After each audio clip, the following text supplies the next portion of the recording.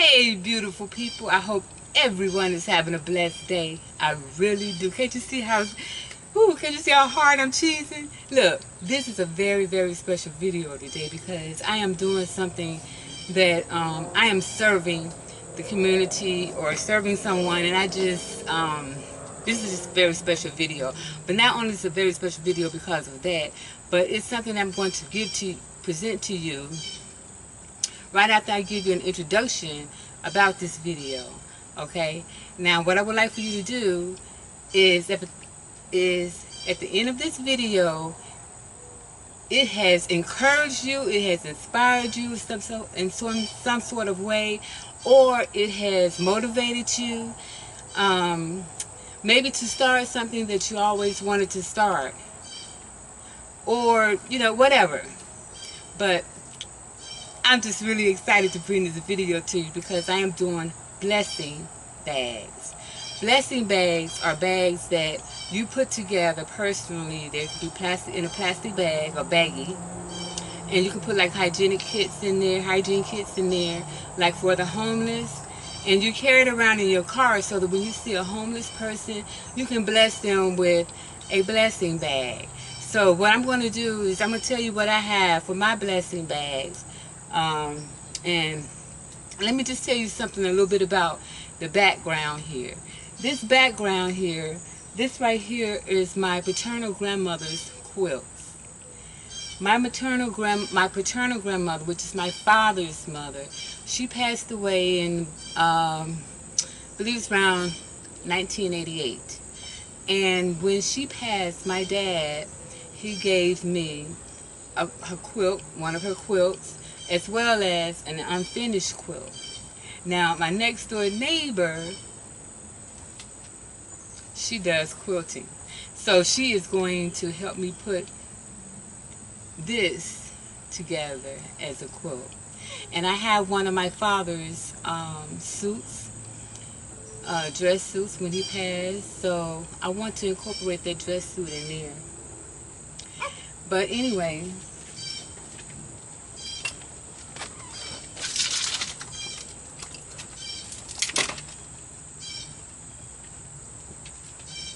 Cooper. So anyway, I want to incorporate that into my quilt. So but I just want to share this with you all. This is a very old quilt, and like I said, it was passed down to given to me by my dad from his mother. And this right here is a blessing jar. It was given to me, I believe, I don't remember the occasion, if it was my birthday or what particular occasion, or if there was an occasion for it. But my neighbor, and I call her my Christian friend too, when I need to get myself together, and be like, if I say, well, am I tripping on this or what? Sometimes I go to her and ask her a question or whatever. So, like, am I tripping? But anyway, what I'm going to do is I have some bags that I've ordered from Mfasco, M-F-A-S-C-O. And what these are hygienic kits. And in each bag, I believe is 48 kits in here. And inside the kit, yes, I'm on my patio. So inside the kit,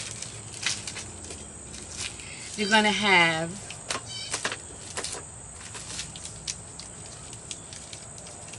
facial and body soap, a comb, a toothbrush, a shampoo and conditioner mix, and they also give you toothpaste as well as floss. Okay, and all of this comes in this baggie here. And like I said, I ordered a few of the large bags. Hold on, give me 1 second because I need to wipe the sweat off.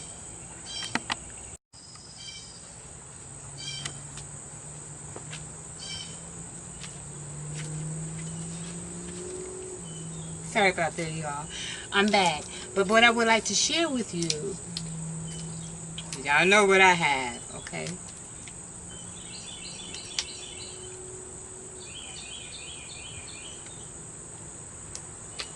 What is I'm going to be doing these blessing bags. I'm going to be doing these blessing bags. And I guess I should have on some gloves or something, honey, wrong. So I'm going to be doing these blessing bags, and I'm going to put a bottle of water in here as well.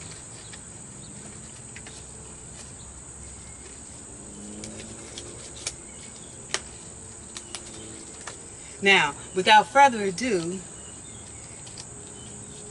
I need those praying hands, because I know you all have heard of Bishop Marvin Sapp. Bishop Marvin Sapp was a guest speaker at a national convention that I attended by way of the Order of the Eastern Stars, and his sermon was so inspirational, so encouraging, so motivational, and I could go on and on and on. But while I'm putting these packages together, I would love for you to listen. Please listen to this sermon. If it does not affect you, perhaps it has effect, it can help someone else, deliver a message.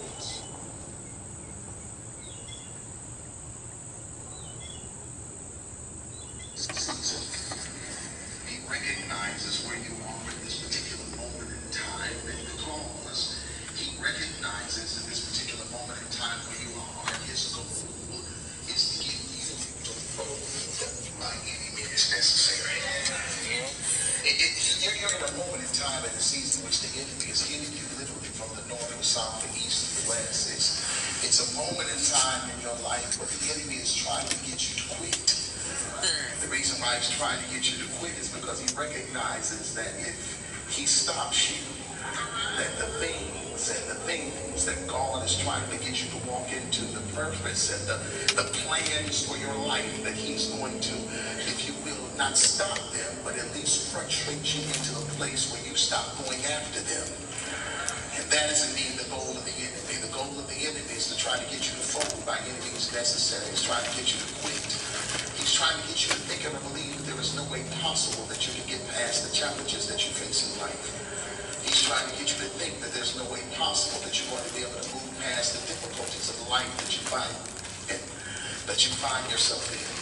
He's trying to get you to think and to believe that there's no way possible that you're going to be able to get through the vicissitudes of life that are attacking you from each and every aspect of your existence. And the reason why he's doing this is because I've learned something after 16 years of pastoring. I've learned something after 30 plus years of preaching. I've learned that the reason why it looks like the enemy is winning is because somehow, some way, the enemy knows the Bible better than we do. I can't get no help up by myself. That's right. See, many of you all thought that the way that the devil is going to bring you down is that he's going to hit you in your financial stability. But I stopped by here to tell you that that's not where the enemy begins. Many of you thought and believed that when the enemy wants to bring you to a place of devastation and dismay, that he hits you in your physical well-being. But I want you to understand that that's not where he begins either. The fact of the matter is that whenever the enemy wants to bring you to a place of devastation, dismay, and discouragement, he does not begin by attacking you in your finances, nor does he begin by attacking you physically. But the enemy begins by hitting you in one place that you thought that he would never try to hit you in, and that is in your mind. And the reason why he attacks you in your mind is because he understands that the Bible is right. He recognizes that as a man thinketh in his heart, so is he. So if I think that I'm the tail, family, I'll never be the head. If I think that I'm below, I'll never be above only. If I think that I'm always going to be a borrower, I'll never be a lender. Yeah. In other words, you must understand that the goal of the enemy is to get you to think beneath your privilege. Because after you've thought beneath your privilege long enough, after a while you begin to live beneath your privilege as well. And could that be, beloved brothers and sisters, the reason why many of us find ourselves in the devastating positions that we have found ourselves in? It's because not that the enemy has been hitting us, but it's because he's caused us to believe a lie before we believe the truth about what God has said about us. I don't know about y'all, but I refuse to believe that I'm the tail when he's already made it clear that I've been fearfully and wonderfully wonderfully made, that I've been created in his image and in his likeness. So since I know who I am, I will not allow the attack plan of the enemy to cause me to think defeated thoughts in this season of my life. Because the only reason why the devil is attacking me in the way that he's attacking me is because I got a revelational understanding that somehow, some way, he has peeked into my future and he sees what God's about to walk me into. And he's trying to keep me equipped before I walk into the promise of God for my life. But he should have got you before you got here tonight. Because now that you understand the attack plan of the enemy, you will let the devil know emphatically, now that I know that you are up to something, and now that I know that you're trying to block my blessing, I will declare and decree that there is no weapon that is going to be formed against me. I guess I'll talk to y'all over there because they know what to do. That's going to prosper. Tell somebody on your right or your left and tell them I shall win in the end. Well, y'all ain't saying it like you mean. I said touch your neighbor and tell them I shall win in the end. The devil may think that he has the upper hand right now, but I recognize that if God be for me, he is more. Can I talk to y'all for a little while? So it's important that you understand that in this season of your life that the attack plan of the enemy is to get you to think beneath your privilege. Is to get you to believe that there is no way possible that you're going to be able to ascertain and lay your hands to whatever it is that God has promised that you are supposed to walk into. But what blesses me about God more than anything else, family, is that what God does is that he specializes in flipping the switch on the enemy. And he uses the things that are supposed to be setbacks to set me up. I can't get no help here. That's why Y'all hear that? fall out, act out, or cuss nobody out when things don't go the way that you planned. Why? Because God's about to flip the switch on the enemy, and he's about to show the devil that what you meant for their bad, I'm about to turn it around. I wish I had a half a church up in here. I don't know about y'all, but I sense a turnaround in the building. Just tell somebody he's turning some stuff around in my life right while I'm sitting here. As a matter of fact, can I prophesy to you in this building that while you sit here, God's turning some stuff around around your house. While you sit there, he's turning some things around on your job. While you sit here, he's turning some things around in your marriage. While you sit here, he's turning some things around in your children. That's right, mama, prophesy in your own life and get up and turn around because that's what God's about to do in your life. So it's important that you understand. I feel like preacher, give me 15 more minutes. I promise you I'll be up out here. I'm about to get to your song. I don't get to your song, but just give me 15 more minutes. It's important that you understand, family. It's important that you understand that what God is doing is he's flipping the switch of the enemy. He's showing the enemy that even though he thinks he has some power, that God still has all power.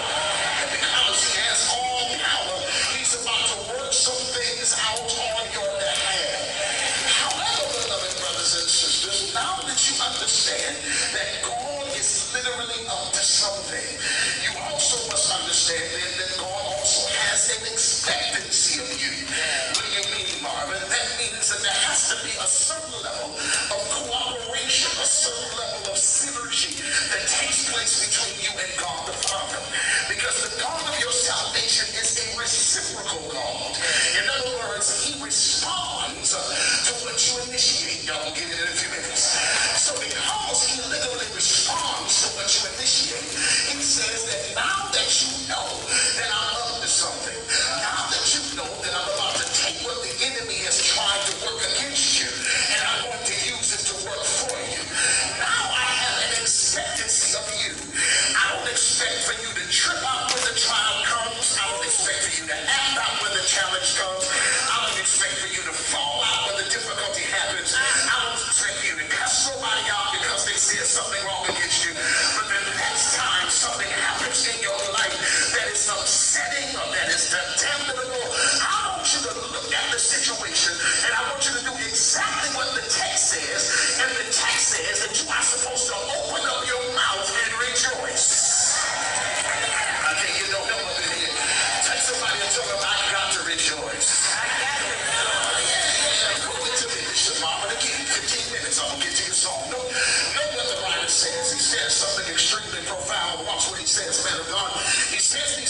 says, thinking not strange concerning the fiery trial which is to try you, as though some strange thing happened unto you.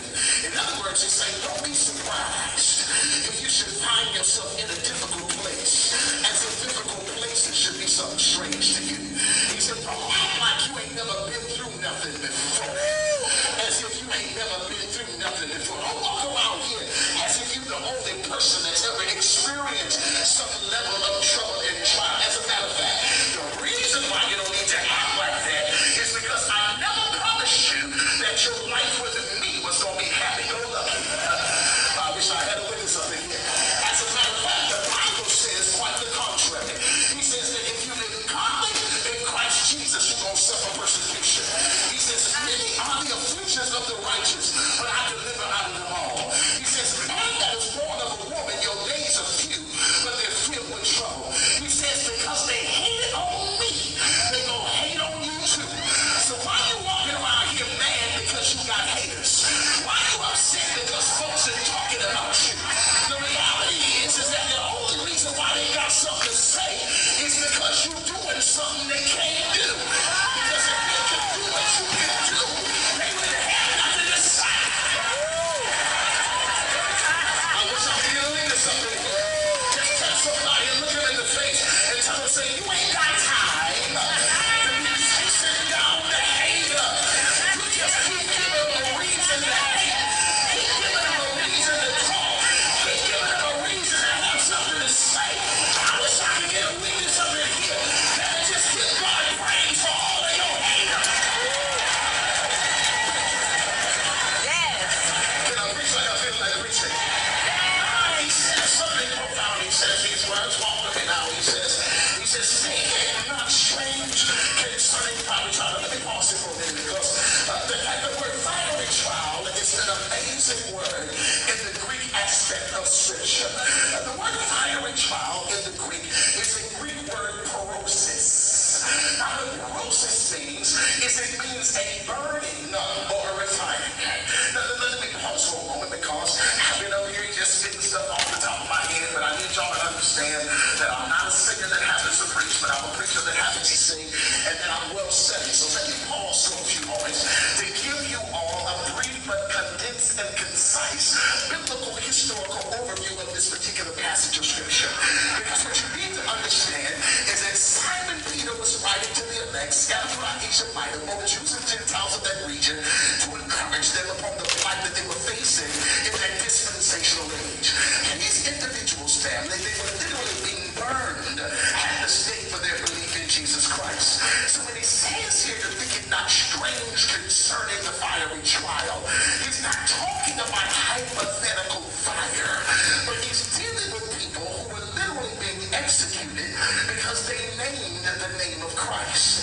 Because they said that he was their Lord and Savior, they were literally being snatched from their homes, men, women, boys, and girls, and they were being burned at the stake because of their belief in Jesus Christ. Now, while I was sitting in my room, I began to have a conversation with God because me and God be tight like that, and I began to talk to God. I said, God, he said, yes, Marvin. I said, I can't go down there, God. I can't go down to the chapter of sorrow, God, and tell them that they're going to be killed because of their belief in you.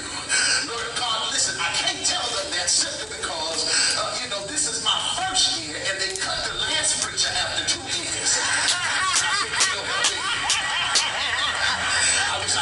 Order of the Eastern Star chapter of sorrow, you all.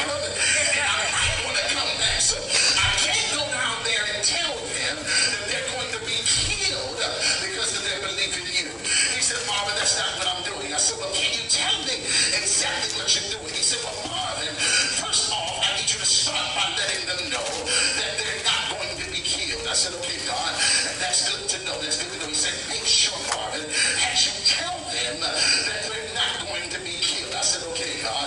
I said, well, what else do you want me to tell them? He said, well, make sure that if you tell them that they're not going to be killed, that you are emphatic in your declaration that the reason why they're not going to be killed is because survival is in their future. Oh, God, I can't get no help in this house. Just look at somebody and tell them you shall survive this. Some of y'all still looking at me. I said, touch your doggone me. And tell us that you shall survive this. In other words, I don't know what your this is. I don't know what this you have at home. I don't know what this may be happening in your physical body. But I'm sitting by here to tell you that you are not sweating. Because it's not in your life to take you out, but it's in your life to take you up. Tell your neighbor, I shall survive this. She told me to tell you that the reason why you're going to survive it is because it's not in your life to kill you, but it's in your life to process you. Oh God, make it plain, Bishop Marvin. I think I will. What the writer says, Mother, he says that we're not supposed to think it strange concerning the fiery trial. The word fiery trial in the Greek is a Greek word pyrosis. Pyrosis, it means a burning or a refining. So again, I went to God. You said, God, we're not going to kill him. He said, no. I said, well, what are you doing, God? He said, Marvin, tell them that I'm taking them through a process. I said, a process? He said, yes, sir, a process. I said, well, hey, God, what is the process called? He said, Marvin, the process is called pyrosis. I said, well, pyrosis, it means a burning or a refining. He said, yes. I said, well, God, you told me to tell them you're not going to kill them. He said, I'm not going to kill them. He said, you told me to tell them that they're going to survive this. He said, I know they're going to survive this. I said, but God, can you make this thing plain to me? He said, Marvin, just tell them emphatically that I'm taking them through a process. I said, what is the process called? He said, Marvin, just tell them that my process is called pyrosis. I said, well, God, pyrosis, it means a burning or a refining. He said, yes. I said, but God, you told me to tell them that you're not going to kill them. He said, I'm not going to kill them. I said, you told me to tell them, God, that they're going to survive this. He says, they are going to survive it. I said, well, can you make it plain to me so I can get to their song? He said, Marvin, make sure you tell them that I'm taking them through a process. He said, but explain to them that the purpose and the reason for the process is not to kill them. But what I'm doing is I'm turning up the heat in their life so that I can burn off everything that's not like me. Oh God, I wish I could get a witness in here. He said, there's a place that I'm trying to take you to. There's a plateau that I'm trying to get you to. There's a scene that I'm trying to get you to. But there's still some aspects of who you are that are literally disqualifying you from going to your next level.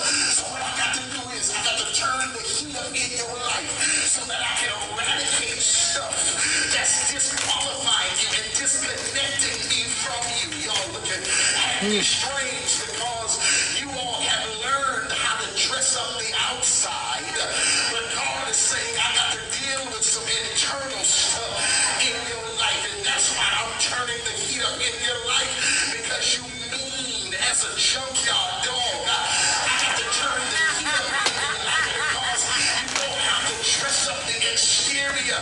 You know how to put makeup on it. You know how to put red bottoms on it.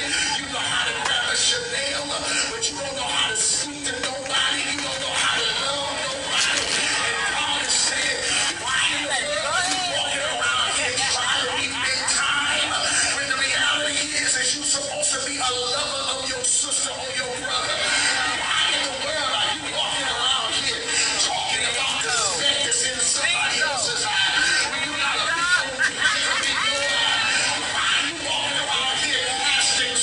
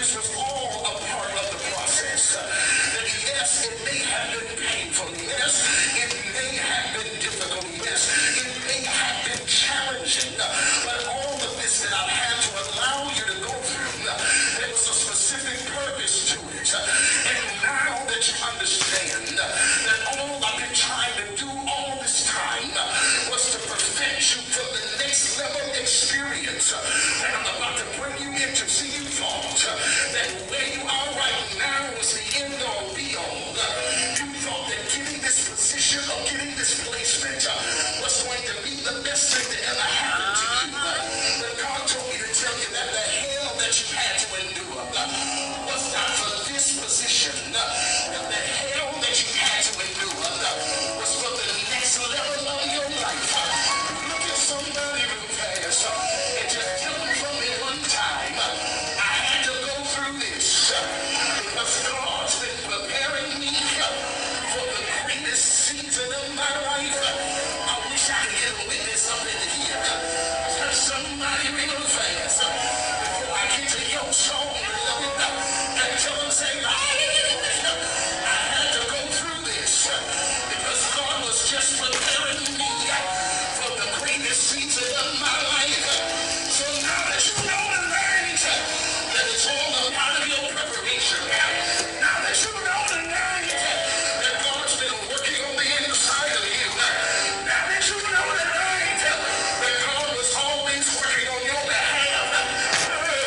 It's time for you to open up your mouth and do exactly what it takes. Every time they lie on you, open up your mouth and rejoice. Every time they stand in your back, open up your mouth and rejoice. Every time they walk out on you, open up your mouth and rejoice. Every time they say all men are wrong against you, open up your mouth and rejoice. Is there anybody here under the sound of my voice tonight that just want to get your practice in? I wish I had about 2 or 3 people that would just open up your mouth right now and begin to bless the Lord of your salvation. You might not have trouble right now, but can I tell you trouble on this way? But can I also tell you that trouble don't last always? Look at your neighbor and tell her, say, neighbor, I may have some storms. Neighbor, I may go through some heartache. Neighbor, I may be in a hard place, but weeping may endure for a night. But joy, I wish I had a witness here. Joy, some of y'all still looking at me. Joy is coming in the morning. Is there anybody in here that's happy tonight that you got joy? Joy unspeakable. Joy like a river. Joy. The world didn't give it. World can't take it away.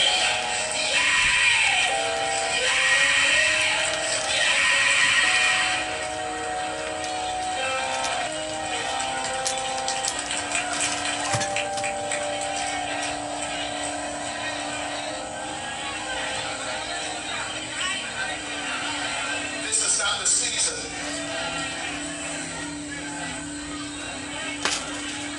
This is not the season to focus on distractions.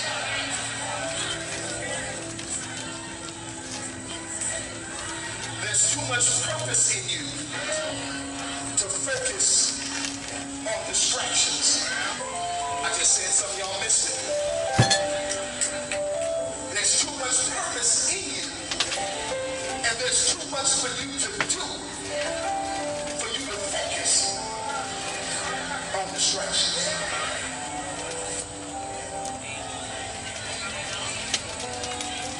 Every time a distraction try to come in, praise will refocus you.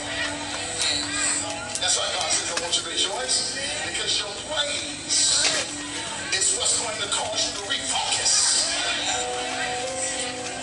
on what is important. And that is remaining in the center of His will.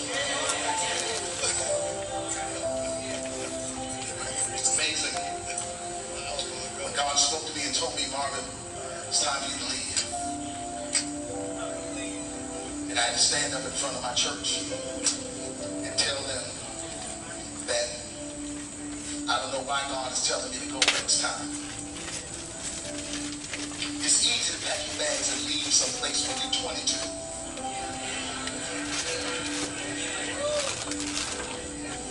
32, you're still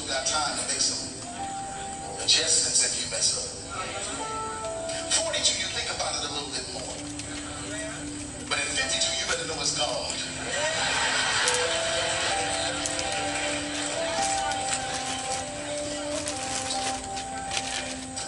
I get to Dallas and I'm staying in a 800 square foot, 800 square foot, one bedroom apartment for the next 6 months. Leaving a 7,000 square foot home. And those staying in a place that's smaller than my bedroom. It gotta be God.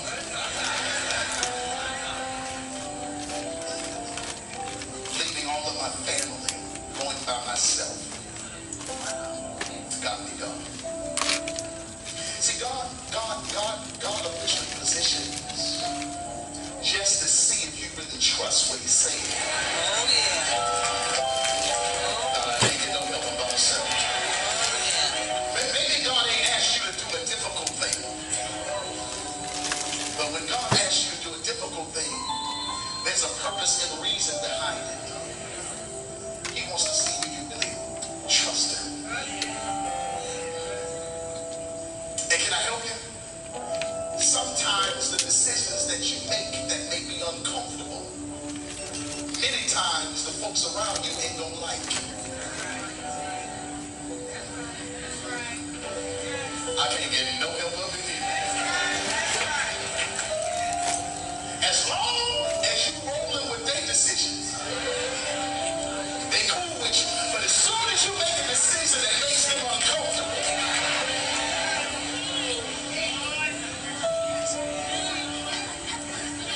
that's why I learned, mother. I learned some very valuable lessons in the last 90 days. And one of the things I've learned is I learned that just because they in your crowd, it don't mean they on your team. I wish I could get half the church up in here. But once you come to that place of resolve, that it's God's will and not your will, you'll look at everybody in mama and you'll just tell them, never would have made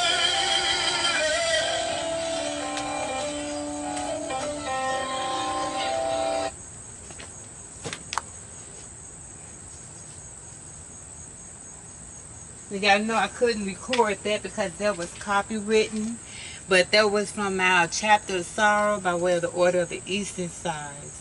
And to close this out, like I said, you all give me. If you all enjoyed this video and if it inspired you in some sort of way, please give me some prayer hands and down in the comments down below. And I want to tell you all something to piggyback off of this. I am an empathetic person. I truly understand. I've been through a lot. We all have a story, you know. I've been through domestic violence.